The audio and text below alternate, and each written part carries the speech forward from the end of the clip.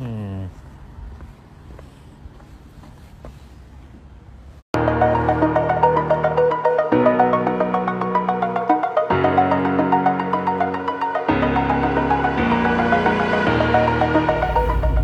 is up, fam? Hope this message finds you all well and in great spirits.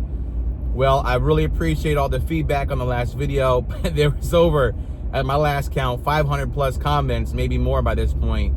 So it's hard for me to kind of look at everything. But from what a lot of you said, it was the price. The price is really what was hard to swallow for a lot of people to get a 2024 S650 Mustang. I think Ford has a great opportunity here, and how they're going to respond is in several ways this year, which I'm excited about. I believe first and foremost, Ford Motor Credit should have an incentive for 24 Mustang leftovers that are still around, as well as the Mustangs that are incoming, some early 2025s. I don't think maybe a 0% for 72 months or 2.9 for 84 months would really get these cars moving and off the lots and get the numbers up dramatically, because as it stands right now, of course, the numbers are so low. So there has to be some kind of incentive. Also, I think what's going to really help, and we touched on it a little bit, you saw in getting this video, the new specialty models that are coming out, which are going to really kind of bring in the younger buyers. Now, what do I mean by that? The new Cobra is going to be coming out soon. I'm calling it Cobra. It could be GT500. We're going to see how that all works out. But what happens when you have a specialty model like a Cobra or a GT500 coming, and this is what happened with me. This is how I was EcoBeast before staying mode. I really wanted a Shelby 350. I could not afford it at that time. And I ended up getting an EcoBoost Mustang, and I made it look like a Shelby. Because as a person at that time in my late 20s, I really wanted to have the look, even though I couldn't afford the higher price tag. No one is buying a, and I've seen it though. I have seen people buying some GT S650s and they can look like the Shelby.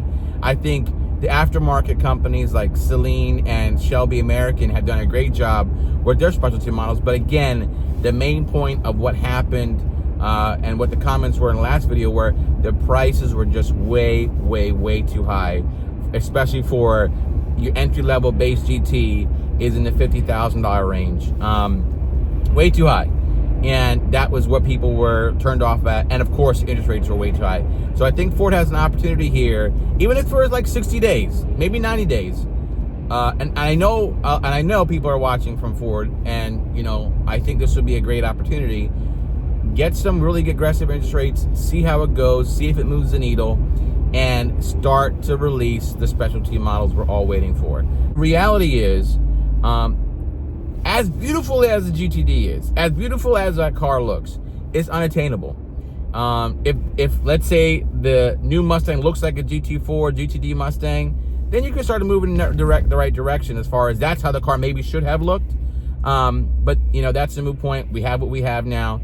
But I think if they can start showing us what we're going to get in the Cobra Mustang, which is going to be in between the Dark Horse and the GTD, it'd be exciting. And then we could see how we can kind of bridge the gap on what's coming, and then we can get stuff that we are looking forward to.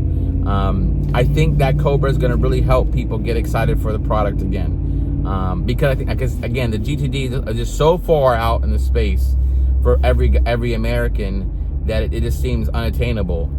Because for me, I went EcoBoost GT, and then I went Shelby GT500 with the S550. So, you know, it'd be nice to go Dark Horse to Cobra. And you know what else would be good? I think if we can really see how this works in the next 90 days, I think Ford, again, has a great opportunity here to lower interest rates, see if that helps move the needle, and then reassess. If that doesn't help move the needle, then you're definitely going to have to work on getting a refresh as soon as possible. And then I would probably blame it on the look and some other things, like I said, the tuning and the locking and all that kind of stuff. But you got to do it now, because, you know, I don't want to say it's DEFCON level 1 or level 5, whatever it goes. Comment below if it's DEFCON 1 or DEFCON 5. I think it's DEFCON 1.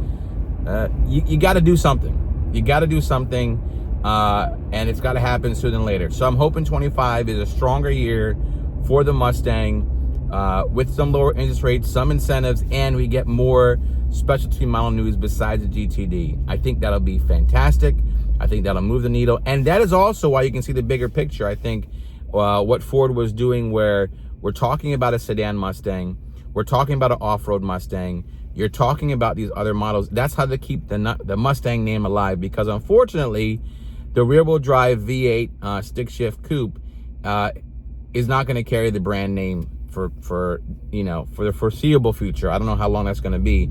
I like what the CEO Farley said was, yes, there'll always be a V8 stick-shift Mustang, which is good, but we had to see how long that's going to be. But to keep the Mustang brand and community going, we need to tap back into what made the Mustang amazing. All those 60 years ago in 1964, it was, most importantly, not just fun, but affordable. And there has to be a way to tap back into that. And I think a start would be lower prices, get some aggressive interest rates going. Let's drum up some excitement for specialty models. Let's see what the refresh is in a couple years and move forward. Because right now, and myself, I mean, I'm an enthusiast, but I'm also a Mustang fanatic. I want to see what they do. So let me know what you guys think. What should Ford's plan be to drum up sales for the S650? Is it lowering interest rates? Is it just you're going to wait till the next model comes out? Is it getting more interest in the new specialty models? Things of that nature. So, or is it like I've been, beating the drum on because I love the aftermarket world of Mustang? Is it unlocking the vehicle for tuning?